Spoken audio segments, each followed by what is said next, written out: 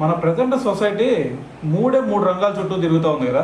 ఒకటేంది cinema industry, ఒకటైతే cricket, ఒకటి దాని తర్వాత పాలిటిక్స్. ఈ మూడు చుట్టే తిరుగుతూ ఉండేది. ఎవరు మాట్లాడుకున్నా సరే ఈ మూడు రంగాల్లోనే మాట్లాడుకుంటూ ఉంటారు.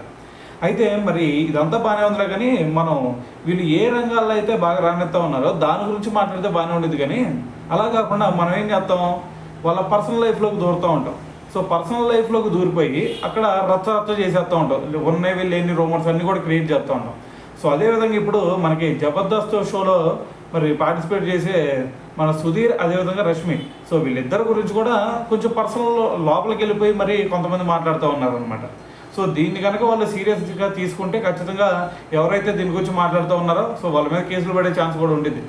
సో కాబట్టి ఒకటే గుర్తుపెట్టుకోండి, అది ఒక షో. సో వీళ్ళిద్దరూ ఎంత మంచి స్నేహితులో సో మనందరూ తెలుసు. సో మరి ఆ స్కిట్లో కొంచెం ఓవర్గా డైలాగ్స్ ఉన్నారు, కానీ అవి ఎందుకు కొంచెం మసాలా యాడ్ చేయడానికి. సినిమా పరిశ్రమలో పనిచేసే ప్రతి ఒక్కరికి కూడా వాళ్ళు ఎందుకు ఈ విధంగా స్కిట్లు చేస్తారనేది ప్రతి ఒక్కరికి తెలుసు. వ్యూవర్షిప్ రావాలి కదా. సో మరి మీ అందరిని కూడా నవ్వించాలంటే ఇటువంటి సీన్స్ ఉండాలి.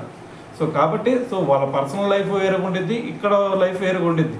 సో కాబట్టి ఎవరు కూడా వాళ్ళ పర్సనల్ లైఫ్లోకి వెళ్ళి వాళ్ళు ఏం చేశారు, రష్మి పోస్టులు పెడతానికి సుధీరే కారణమా, సుధీర్ ఇలాంటోడా అలాంటోడా, సో ఇవన్నీ చేయకుండా ఉంటే చాలా బెటర్గా ఉండిద్ది అనేది నా ఒపీనియన్ అనమాట. సో ఏదైనా సరే మరి ఓవరాల్గా చూసుకుంటే మరి వీళ్ళిద్దరు ఎంత మంచి స్నేహితులో, వాళ్ళిద్దరి మధ్య ఎంత మంచి సాంగత్యం ఉందో సో అదంతా మనకు తెలుసు. సో కాబట్టి ఎవరు కూడా పర్సనల్ లైఫ్లోకి వెళ్ళకుండా ఉంటే చాలా బెటర్గా ఉండిద్ది అనేది నా ఒపీనియన్ అనమాట.